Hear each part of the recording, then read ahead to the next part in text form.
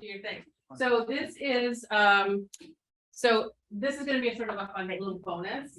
So the whole idea when I opened this bar was that I would go traveling, I'd come back, be inspired by the wines, the food, that kind of thing, and but then COVID came, so I didn't get to do that very much. So this was the first time I got to go back across the pond, as they say, to go and kind of revisit different wine regions I loved and new places I hadn't seen before. So there's an Alsace class coming up in a couple of weeks. That was based on that's going to be based on my time in the Alsace region of France. And then, of course, my very first time I got to, I've kind of been through Germany, but I didn't actually spend time there. And I was going there basically to do like an in-depth, I wanted to learn about the varietals, the history, the regions, what does well there, and that kind of thing, how to shop for them, read the bottles, all that kind of stuff that I can now share with you. And I had this wonderful guide that basically spent the day with me and all my annoying questions going through for most of the day. And I sent him, I kind of hinted at the end saying you would want to do something. It's going to be like midnight your time. So hence the reason. So he said, sure, I'll do a short. Anyways, he's doing a short one. So that's why it's going to be called a whirlwind tour through the whole German wine region. But anyway, so Jérôme Hainz is here virtually from Zoom, all the way from over. Where are you today, anyways? I'm in Mainz. In Mainz. Oh, okay. In Mainz. Yeah, that's where from where I do my wine tours. Yeah, exactly. So he actually has a wine tour company called Bottlestops. So this is kind of what he does, is teach people about the German wine region. So since he's so much better at it than I am, I figure I'll let him do the introduction and then I'll feed you. Sound good? Yeah. And don't drink all that wine in front of you. You need some for your first course after. Okay, Jérôme, it's all up to you. Hey, good evening, everybody. I hope you can hear and see me nicely, actually, right out of Germany.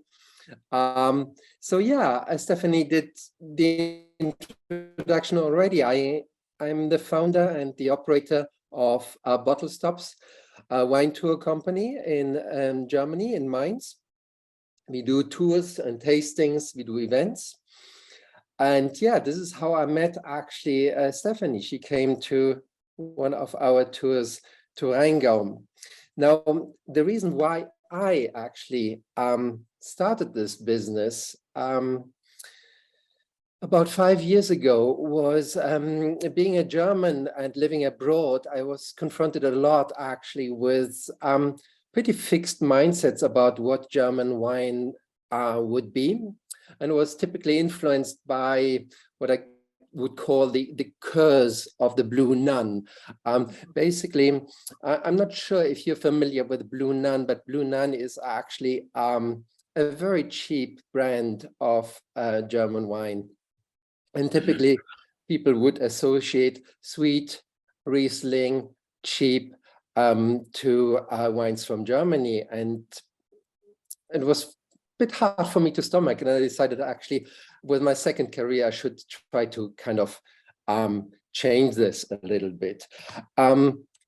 So I'm taking you actually a little bit through German wine history, a bit through German wine geography and facts, and I will take you into the vineyards. And that's exactly what I'm doing with my visitors, with my guests when they travel with me. So I'm showing them a little bit of everything.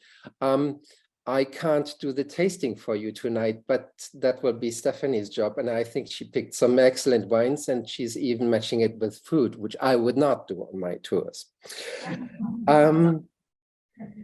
German wine history. The interesting thing is, when people think of Germany, they think of BMWs and football normally. But in fact, our history in wine started more or less the same time as in rest of Europe. It was influenced by Romans. And it started 40 before Christ and lasted until 400, the year 400. And the Romans settled actually in what was called Germania at that time, west of the Rhine River and south of the Moselle River. And in need to kind of pay their legions and their soldiers, and also, like, of course, for their own pleasure, they needed to not only import wines from Italy, but actually also plant wines.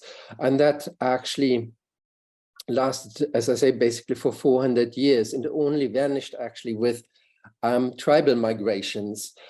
Winemaking as an agriculture came only back with the what I would call the church period, which got installed about 400 to 400 after Christ, with the first emperors being Christianized and like allowing monasteries to prosper and settle. And these monasteries for over 1,500 or 1,400 years actually kind of really pushed the boundaries of winemaking. And why that? Simply initially, of course, because wine needed to be of very high quality for service, but then also wine was part of trade that was actually run out of the monasteries. Now, the monasteries starting from 1400 actually worked also very much on discoveries like, late harvest wines, or that wines could actually mature if you set them aside for a decade, maybe even 20 years. Some of the wines could last for a very long time and would really get better with time. And that time was luxury in a period where people would die with 40. So that was actually a benefit that the church had. Church was also dominating very much the trade. And that actually stopped only with Napoleon. I'm rushing you really through a little bit. Napoleon invaded Europe and didn't enjoy actually the church holding most of the trade in wine. He stripped the church of most of the possessions. It got redistributed and liberated actually in many areas, including Germany, kind of democratize winemaking. And we have a time basically after the defeat of Napoleon, 1820 to 1920, about 100 years, where in Germany actually winemaking became really strong. By the end of 1800, turn of the millennial towards 1900, wine was like very famous from Germany. Sparkling wines were really big. Exports and trade was very important, and a lot of wines were sold to the US. If you look up old wine lists, like for instance, from the Waldorf Astoria or the Barry Brothers, maybe the Palace Hotel in San Francisco, all old hotels, and you check those wine lists and you will see actually a lot of German wines at that time were listed at a similar price actually of Bordeaux or champagnes. At that time, Liebfrauenmilch was a top high-end wine, and that actually kind of, it took us 2 world wars and mass production actually to kind of get off that high position. So if you take the years 1920 to 1990, about that period of time, that's basically 70 years it took us to really destroy our distribution networks through world wars, but focus also on very much on quantity instead of quality. And then messy wine laws made it very difficult to produce higher qualities. So that Blue Nun brand that I referenced in the beginning actually stands a little bit for the really cheap and sweet wines that got exported by the millions in the 80s, but really ruined German reputation in wine. I'm not very sure how much of you have seen that Blue Nun brand, but it kind of, it still exists. It's still in the very low shelves of your average, Tesco, Walmart. It's next to Black Tower wines and so on. And that's a little bit my ride through German wine history, because we reach now the 1990s.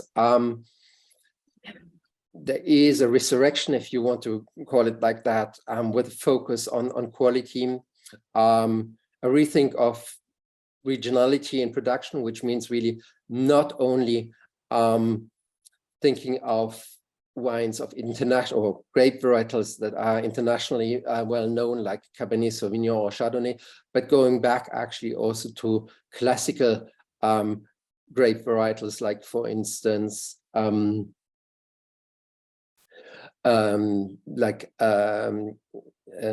Noir, for instance, Pinot Grigio, and so on. Also, a new focus on the vineyards has been made, with a very strong focus on Burgundian classification. We'll talk about that in a second. But basically, Germany looked at France to kind of rethink about how they would classify and sell their wines. Also big in trend these days, particularly these last couple of years, is organic winemaking. The exports are on the up, so high-end wines are being sold to Scandinavia, the US, also Japan. And we see a very strong revival of sparkling wine called Sekt. If you look at the grape varietals that are very important nowadays in Germany, as I say, a refocus on our classical varietals would be, of course, including Riesling, Spätburgunder, which is also known as Pinot Noir in your regions, Weißburgunder, also known as Pinot Blanc, Grauburgunder, Pinot Gris, Silvaner, which you will be tasting tonight as well, if I get it right, and also Scheurebe. These are very classic varietals, and we can see that German winemakers are really focusing on these and trying to push the boundaries with these. Maybe a little bit of a positioning about also how important which varietals are. Germany is producing about 65 to 70% white wines. Amongst them, Riesling covers 25%. Spätburgunder or Pinot Noir is the most important red wine varietal, comes in at about 10% of production. And it is Germany, as a Pinot Noir producing country, comes second after France, and even is still ahead of the US in production. When we're looking at a vineyard classification, we are refocusing actually very much on positioning wines according to where they are from in our vineyards. And a lot of winemakers have gone through a process of focusing on which vineyards are the best vineyards. And those vineyards will be classified as große Lage. And the wines that you can buy from große Lage would be positions as GG, großes Gewächs. In France, that would be, for instance, a Grand Cru wine. However, the Erste Lage, Premier Cru, but also the village wines and even the estate wines at the bottom of the quality pyramid are of exceptional quality nowadays. In terms of geography, I think if you look at Germany as a wine producing country, we are just we are looking at vineyards just in the southwestern corner of Germany. We have about 13 winemaking regions. There's about 100,000 hectares altogether. That's not very big, in fact. I mean, when you compare this, for instance, to France, the wine region of Bordeaux on its own is already bigger than the entire wine regions of Germany taken together. Bordeaux has about 110,000 hectares.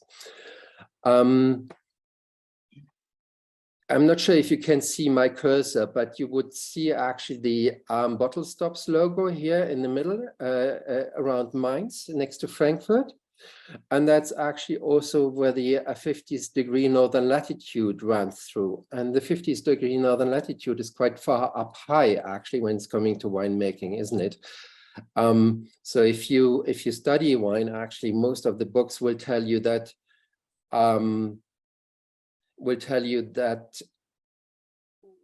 the wine regions can be positioned or are typically positioned between the 35th and the 50th northern latitude. Everything north of that would be too cold.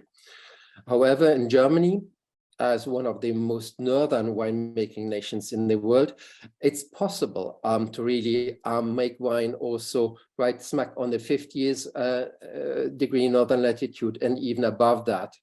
One of the reasons is that most of the vineyards, for instance, Mosel, Ahr, and Mittelrhein, but also Franken. I think you will be tasting some Franken wine as well today. These are all located in river gorges, so always south-facing steep slopes. Another interesting thing is that the areas down here, Rheinhessen, where I'm located, but also Pfalz, are all very close to the or are located within the Rhine River plains. That's this area here, all the way along the Rhine River.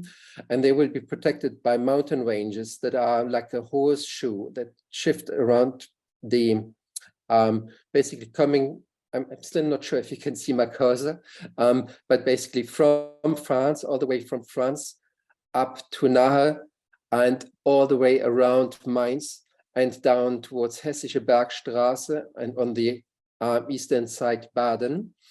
There is mountain ranges. And for instance, Baden is, for instance, the Black Forest, also known as Black Forest mountain range.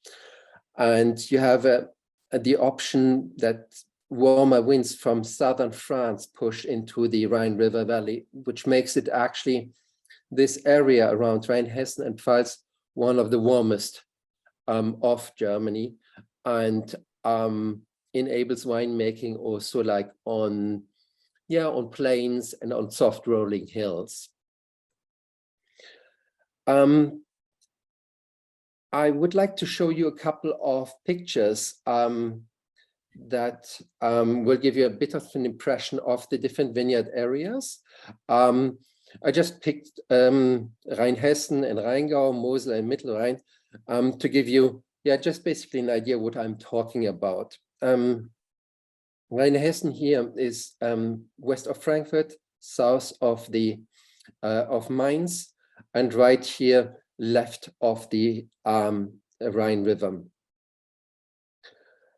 Rheinhessen is characterized by soft rolling hills and very white skies. The soils that used to be actually here ocean floor, and sometimes if you really look at those hills, you could even imagine actually waves coming through the area.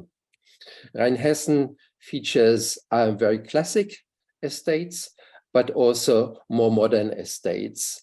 The very interesting thing with Rheinhessen is that it's also really driving innovation through very young and garage winemakers. A very classic winemaking region north of Rheinhessen is Rheingau. That's basically where we say the wine aristocracy is sitting. And that's where we have the monasteries that really influenced winemaking in Germany. That's the one that we visited actually also with Stephanie. There is a historic castle like Castle Vollrath, very famous for its Riesling and in business since 900 years. You have the town of Rüdesheim here, actually in winter, with its castles. And you have wonderful Rhine River views from the top of the hills with rather steep slopes. When you cross the river, you can see actually how those slopes actually extend towards south to catch as much sunlight as possible.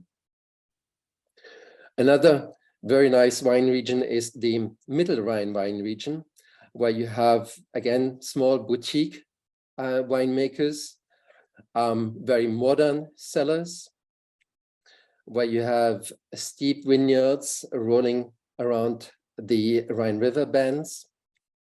You have castles smack in the middle of the river, and very nice views from top of the castles. One more region that is really close to my heart is Moselle, which basically comes all the way from France and Luxembourg here on the left-hand side, and slowly meanders towards the Rhine River. And Moselle is probably the most famous one for sweeter wines. 50% of Moselle Rieslings are still produced in a sweet style, while the rest of Germany, probably like 70% is in a dry style. Moselle, again, is also very famous for extremely steep vineyards. Some of these vineyards feel like they drop actually into the back of villages and houses. And in some cases, you really need very good equipment actually to work those vineyards. Our last view here from the famous township of Bernkastel. Before I leave you actually with zum Wohl, which means cheers, enjoy the evening. And if you wanted to express actually that you really enjoyed the night with Stephanie and her food and the wines, you would say großes Kino, which kind of translates to that's big cinema, that's the great movies, that's the great experience. Yeah, and with that, I think we have maybe 1 or 2 minutes if there's questions. I know it's quite difficult actually with these kind of sessions to have an interaction, but I'm very happy to take any questions. Otherwise, I would leave you to your very good food and hopefully very, very good wines. I've seen the list and I think that looks really nice.